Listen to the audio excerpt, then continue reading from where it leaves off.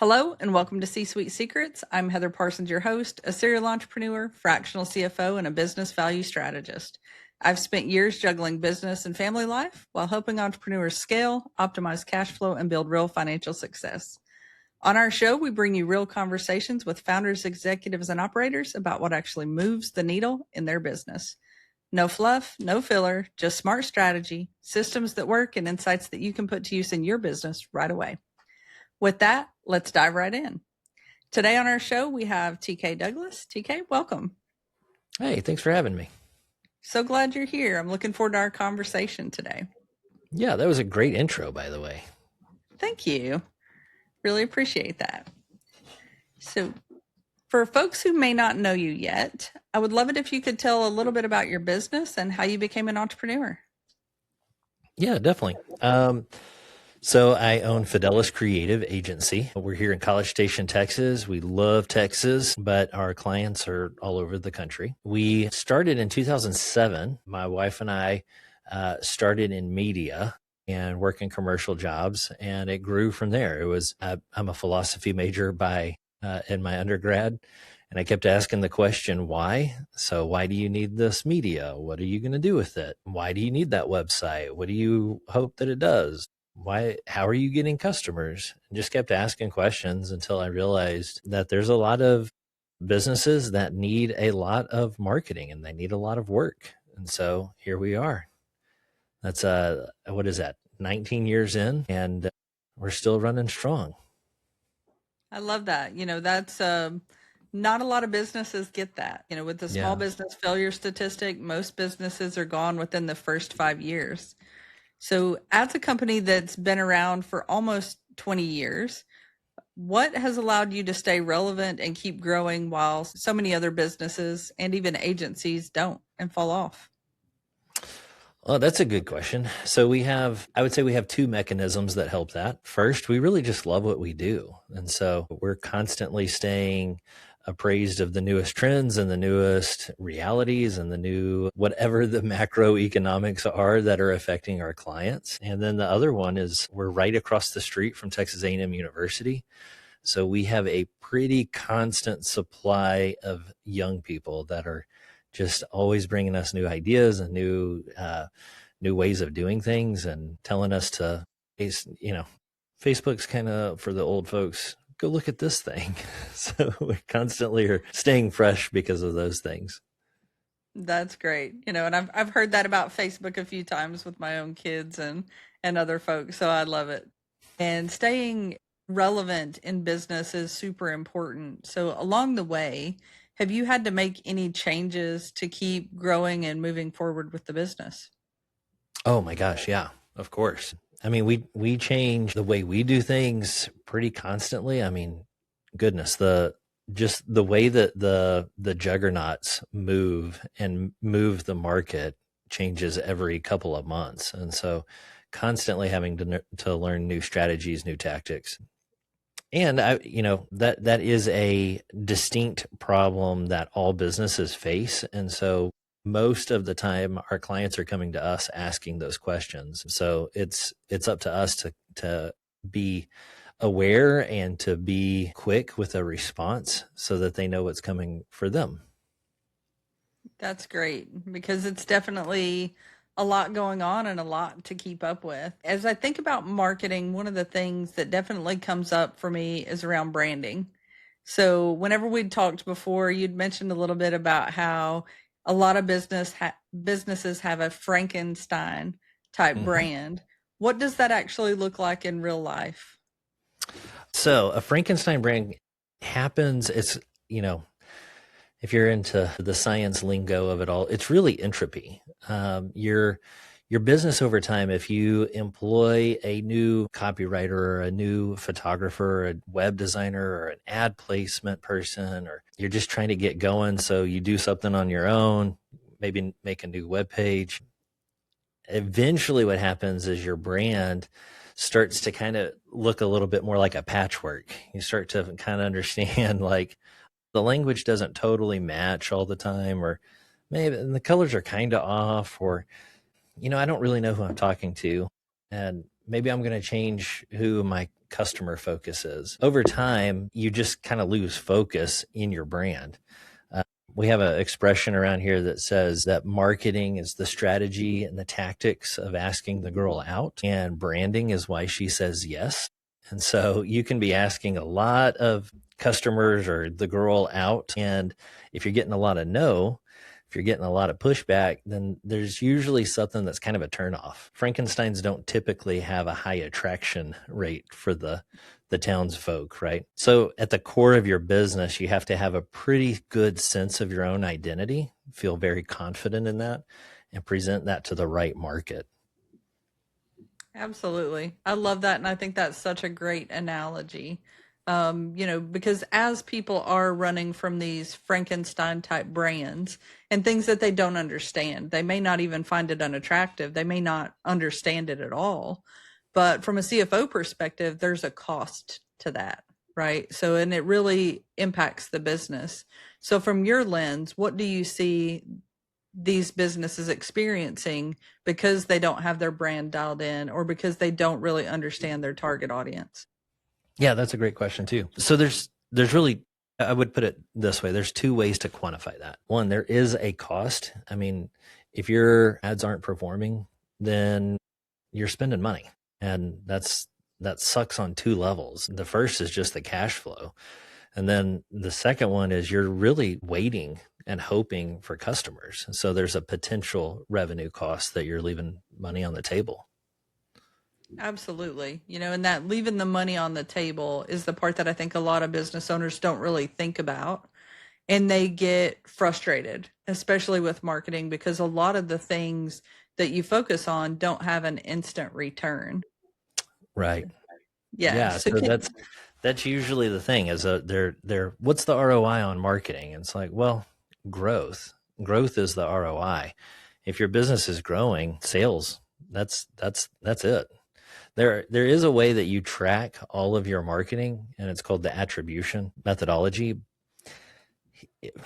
Statistics, they're big liars, right? But the attribution is kind of one of those mythical hopes that we all drive for. And you do work very hard and diligently to make sure that your ads are performing and that there's flow coming through the right website. But ultimately, at the end of the day, marketing is meant to make businesses grow. You're supposed to hit your growth goals. You're supposed to hit your customer audience goals. And so all of those systems tend to work in unison together to help a business go. Absolutely. And I love talking about this stuff because as I think about it from a CFO perspective, these are the things that I like looking at with founders in particular, because once we get to looking at revenue, a lot of the opportunity to make adjustments has already passed. Yeah. Talked a little bit about losing money on ads or you're spending money on marketing and not really getting that return on investment. But is there anywhere else that you're seeing kind of this disconnect in the process that founders don't necessarily think about up front? I would say like the biggest culprit, the biggest disconnect that I see that is the most common also is I think most business owners, most executive teams tend to look at marketing as a cost center. And they kind of forget that the whole point of business is to find and keep customers. Find and keep customers is the call of marketing. It's really easy to kind of lose focus because you're focused mostly on fulfillment or you love the product or the service that you're selling. But if you're in this long enough, you start to recognize find and keep customers becomes the big call. Right, exactly. Because whenever you lose those customers, it's expensive, Oh, and it's then so going to go expensive. get them. Going to Yeah. go get more customers is even more expensive. So if you can keep the ones you have, especially if you have a monthly recurring revenue engine of any kind in your business, you're way better off than to have a ton of churn because you're not doing some of these things. 100%. So internal marketing becomes a big play, figuring out how do you nurture your existing customer base into recurrent or upselling or really just long term. I mean, reducing churn, that's a multiplier on a business right there. Right, exactly. So And I think, talking about a multiplier, and as some of these businesses look to exit, that multiplier really matters a lot. That's right. That and whenever they're trying to get the funding. So anything they can do to keep those clients and not have these big peaks and troughs in their revenue, the better off they're going to be. That's right. Yeah, we helped a company go through an exit. I guess it was about a year and a half ago now, and they went through a brokerage.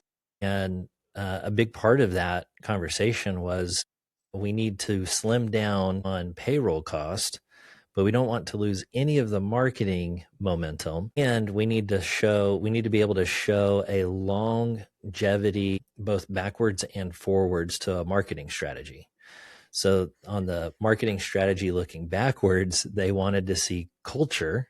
They wanted to see, our employees going to stick with us? Are we going to have a big problem after this transition? So we ended up pulling, the last couple of years of all of their social media showing, look, there's so much life and the employees love working here. And then moving forward, they wanted to know that there was a strategy for the transition. And so this is where an agency tends to shine, is we're not adding to your overhead and your payroll cost, but we are able to keep all of those machines and engines running smoothly. Right. And that makes a lot of sense. And that, thinking about that as you're talking there too, it also begs another question. So, how do some of these businesses figure out, okay, how do I use an agency versus do some of this stuff in house myself?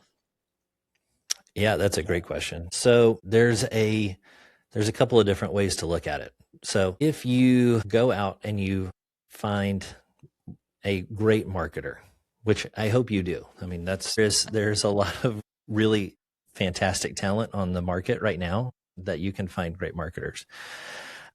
You're going to end up paying a salary and payroll taxes and benefits. And ultimately, that person is still going to have the same challenges that the agency does.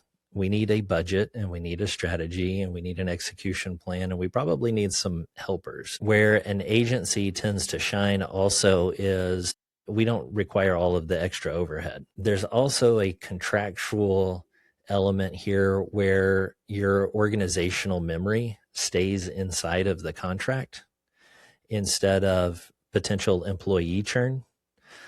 So there's a couple of implied benefits there to working with an agency. I like that a lot. In thinking about that from a CFO perspective, I don't think about it just from a dollars and cents perspective. It's more along the lines of who's going to manage this person. And a good marketing person doesn't mean they're a good marketing director, especially if they're driving strategy and trying to help do some of those other things. So I'd love to hear your thoughts on maybe either hiring a marketer or using AI to try to figure out marketing strategy versus going the agency route. I mean, how much time do you got? I've got a pretty big soapbox here. Let's hear it. Okay, so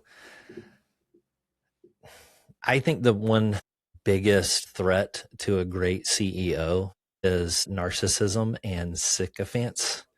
So like somebody who cultivates yes people around them, I think that is a challenge. And so it's really hard. And I run my own business. I recognize it's very hard to be able to trust somebody when they're telling you you have a good idea. I'm like, I don't know if it's really that good. I don't even feel good about it myself, AI is the quintessential sycophant. I mean, it starts every sentence with, that's a great idea. You know what, TK, you're doing really good today. You're not just, you should quit your job and join the PGA. I mean, it's wild. It is. Which, by the way, that was a real news story last week. But AI is good at certain things. If you think of it as a tool, if you think of it as a speed maker, if you think of it as like organize this disorganization, I have found a lot of use there. So it does make us faster. But there's a pretty distinct difference between knowledge, understanding, and wisdom. AI is really good at knowledge, kind of fakes understanding, and it doesn't have a clue about wisdom. It doesn't tell you what's a good play and what's a bad play. It can give you data. It can give you some, I don't know, it can kind of help your rough drafts look a little bit better. But ultimately, if this business is going to head in a good direction, that's your call, CEO. And what you need is really good counsel. Right. Absolutely. I could not agree more. And I've seen this in the finance space as well. People will try to run their financials through there and get advice or wisdom, as you mentioned, that way as well. But if you don't know that the information that it's giving you is wrong, you don't know that the wisdom is bad. And it's That's not right. really wisdom, it's just something that the AI has seen before. That's So, right. you know, what are teams really doing right now with AI that's working the best? And what's really hurting their business from a marketing perspective? So that's a big soapbox also. So the good stuff from AI, I can start there. The good stuff from AI is it does help you communicate. Recording, I'm a huge fan of Fathom. It puts everything in transcript. Claude AI is another tool that we use. Helps organize things into outlines, creates do outs. Your teams get faster, they get more streamlined, they do the things that they're supposed to do. It can help with menial tasks, so you're not like a menial task manager. That stuff is the good stuff, I think. The stuff I wouldn't trust it for is anywhere that it can hallucinate, anywhere that it can tell you that you're doing a good job when you're really not doing a good job. So you kind of have to go into it like it's a really untrustworthy intern. That's really the way to look at it. It's like somebody that you kind of, okay, I'm going to get it, do the stuff that we don't really love doing, but don't ever let it step into the driver's seat. That's not safe. Yeah, I agree. And if you are going to use AI, I think having that board of advisors becomes even more important, especially when it comes to larger decisions, because you Yeah. can use AI to ask you questions and develop your thoughts, especially around, who do you want to serve in the industry, and really kind of put some of those thoughts on paper. I love talking to it personally and getting it to help me flush things out because I think out loud a lot.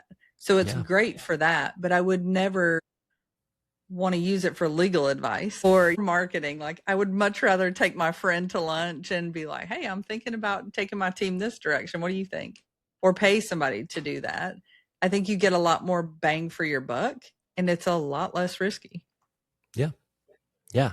I'm with you on that. I also am an external processor. So the big trash file that's in my chat GPT history is bigger than the productive file. Just it helps me burn through a bunch of bad ideas.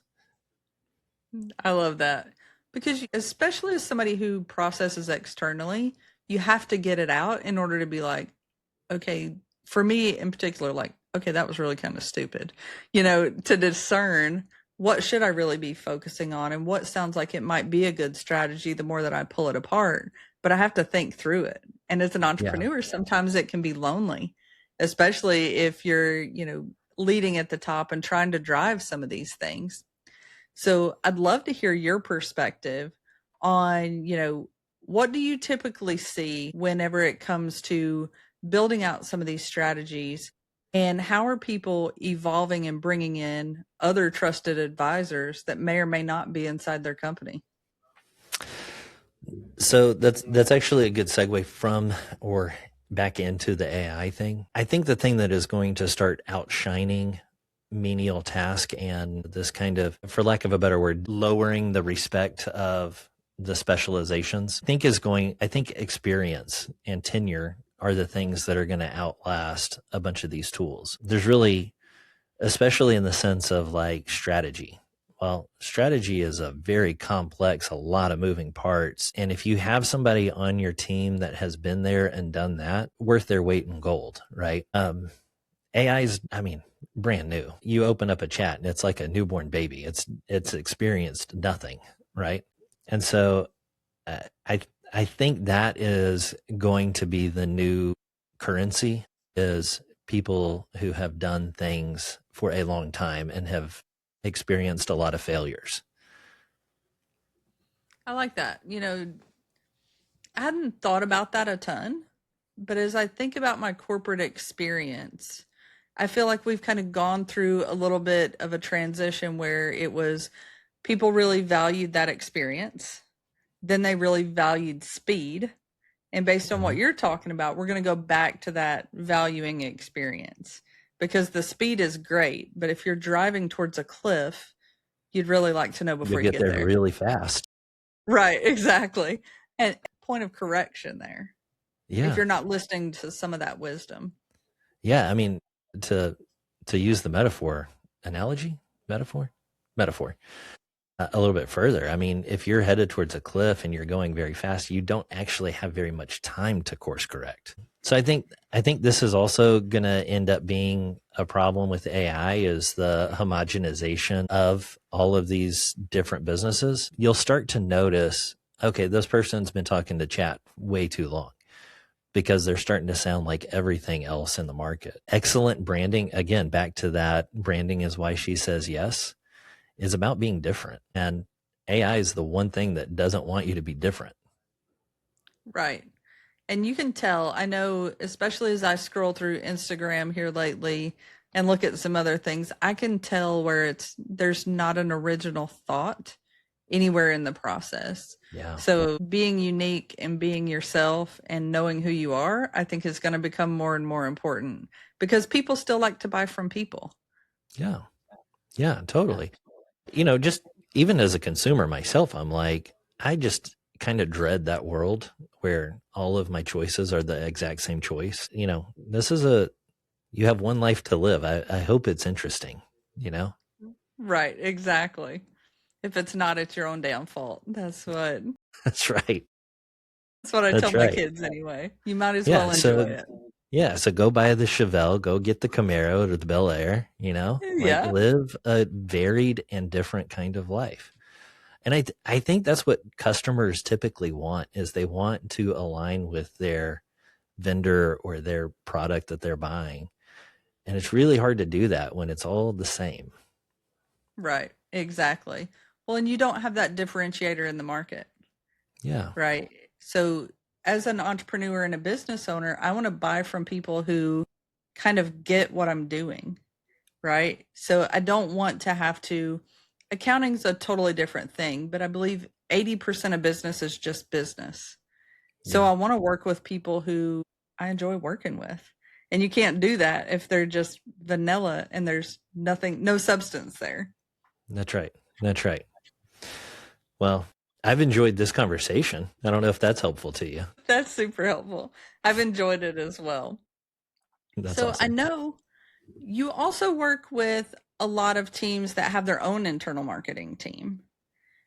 How have you experienced that and seen what have you seen that's been really effective as you work with companies who already have marketing on staff and then they bring in folks like you all to go along with it?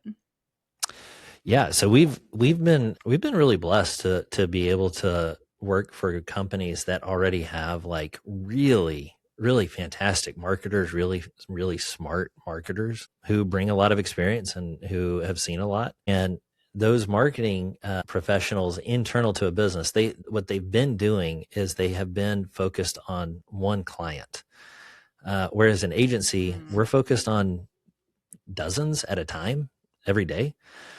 So we have a tendency to come in and add fresh wind, fresh ideas, fresh perspective to those marketers. The other thing that we're pretty open about is we're going to work with the executive team and we're going to work with the marketing team and we're going to help them communicate better together. And we're going to define strategies that the marketing team is totally capable of executing on their own. But typically what happens, and this is very common, C-suite executives, operational thinkers, business operators don't think like marketers. They think like operators. And so what typically happens is the expectations of their marketing team are way off. And so, hey, I just need a simple slide deck. And we're going to go to this expo. And so I need a booth set up. And also, what are we doing about YouTube? And how's our newsletter? And you know what? I had some really spicy thoughts this morning. So I want to start my own podcast. And also, why don't we have customers? Like, I mean, how common is that staff meeting? Is like, we don't have enough leads. Why don't we have enough leads? And then also, what are we doing about swag and t-shirts for the team?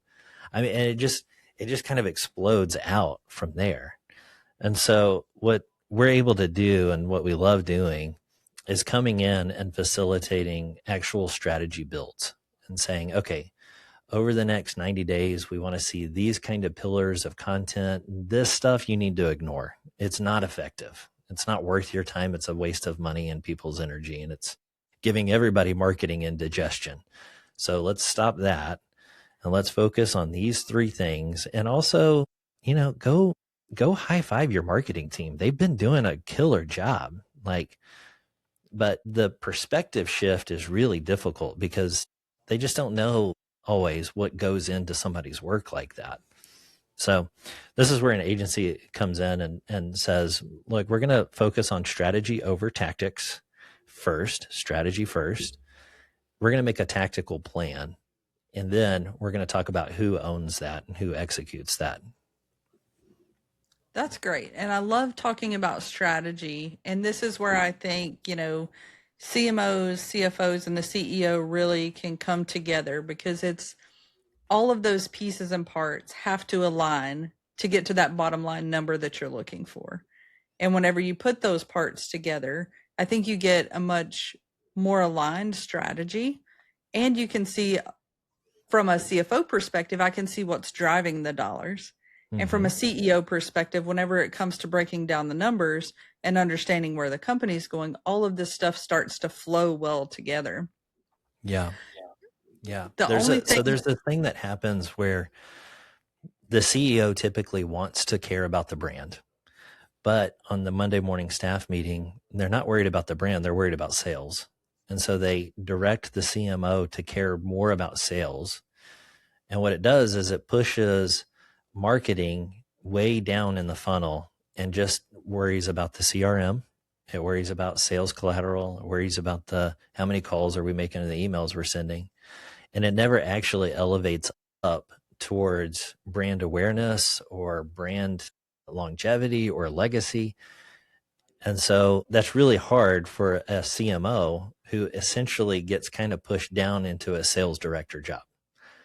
And so that's another, and then typically about once a year, the CEO will be like, you know what, I care about marketing. And, and it becomes this, okay, well, now you're asking us to shift our perspective. So that's kind of another area where we become a little bit of a counselor, where it's like, we're going to kind of help align from the top of the funnel all the way down.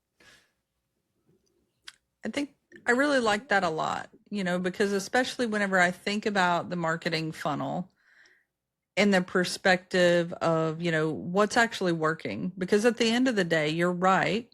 CEOs really care about results, right? Okay, what's the bottom line number?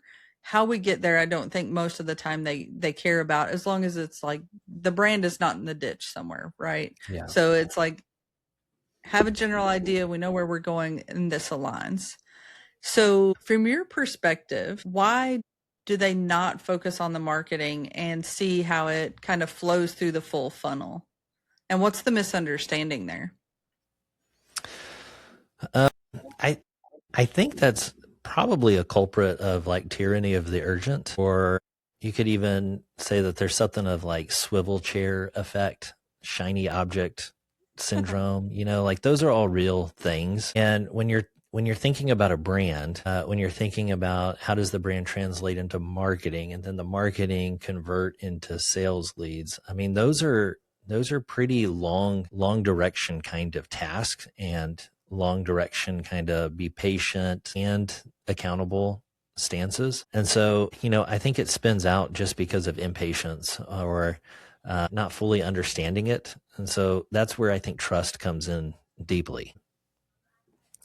Maybe I need to write a book about trust, but I think the alignment between CEOs and business owners and their marketing team I think it's trust. I think you have to communicate a lot and constantly be each other's teammate, to say, hey, I really don't understand your world, but I'm going to trust you with it. And that honestly goes two ways. I mean, marketers do not know how to make sausage, but they know how to sell it, right? Absolutely. And I think when we're talking about those things, being able to speak each other's language is so important. I worked in the tech space for a really long time, and being able to put those pieces and parts together so that I could communicate in a way that they understood and it mattered to them. And I feel that marketing is very much the same way. So if everybody understands and we can speak the same language, then it does bubble up and then it does matter. And we can kind of all be much better teammates, like you're talking about. When things are healthy, the marketing team, the CMO and the CFO end up being best friends, because the CFO is typically looking at lagging indicators and historic data, even if it's Right. like, at best, you're looking at accounts receivable. So you can kind of plan out maybe 13 weeks if you're good at it. I mean, I would love 13 weeks look ahead, but marketers tend to look, because they're looking at everything. They're having to look down the road constantly. What happened yesterday is almost irrelevant. Like, what are we doing next becomes the prevailing question. Right. And that's where I think businesses that I've worked with, that's where they get frustrated, because they see a lot of this activity and churn and money going out the door, and it may be a little while before money starts coming in. They don't really know what their sales cycle looks like. They don't understand some of those pieces and parts. So it takes a little while to build that trust, like you're talking about, or just education. And I know with my clients, that education piece is super important, because if you don't know, I'll just talk about myself. I'm super guilty. If I don't know, I'll make something great up anyway. And it's probably not the most positive thing whenever it comes to some of these things with money going out the door or cash flow, like you're talking about. I love a good shared spreadsheet. I mean, a good scorecard where we all agree, okay, these are the objectives and we got to get after them. I mean, that a spreadsheet solves so many sins, Right. And then all that ambiguity goes away. Yeah. We're rowing the boat in the same direction, all on a different oar, but it's moving. I think that this is where a vast majority of agencies fall apart, is they fall in love with their own tools or their own systems, and they forget that they're on a team, and they forget to talk. I mean, I can't tell you how many times I have picked up a client because I was with somebody, they were doing a great job, but they didn't return my emails. I'm like, well, that's just low bar. I mean, that's so easy. Here's my cell phone. My goodness, let's be on the same team. Right, exactly. Well, today's conversation has been great. I really enjoyed it. Before we wrap up, one final question that I have. Starting out as an entrepreneur, what is one secret that you would wish you would have known before you started out? Oh my gosh. The thing I tell young entrepreneurs is run lean as long as you possibly can. Spend as little as you can and save as much as you can, because rainy days do happen a lot. So that's Right. that's my general advice, is just go slow. I had a mentor years ago who used to say, fly low, drive slow, and don't drink the bathwater. There you go. I love it. Well, thank you so much. Really appreciate you being on today. And thank you so much to everybody for listening to C-Suite Secrets. If you have found today's conversation as valuable as I have, be sure to hit that like and follow button and share this episode with somebody who's building a business. If you're at the point in your business where you're working hard and your business is growing, but you're not keeping as much cash as you think you should, or your numbers feel like a mystery, that's exactly why we created our boardroom. In our boardroom, you get your very own banker and CFO in your business. We're there to help you simplify your numbers, understand what's actually driving profit, and start making decisions like a financially minded CEO. If you want more information between episodes, join us on Facebook at C-Suite Insiders, or find me on Instagram at Heather Parsons Official.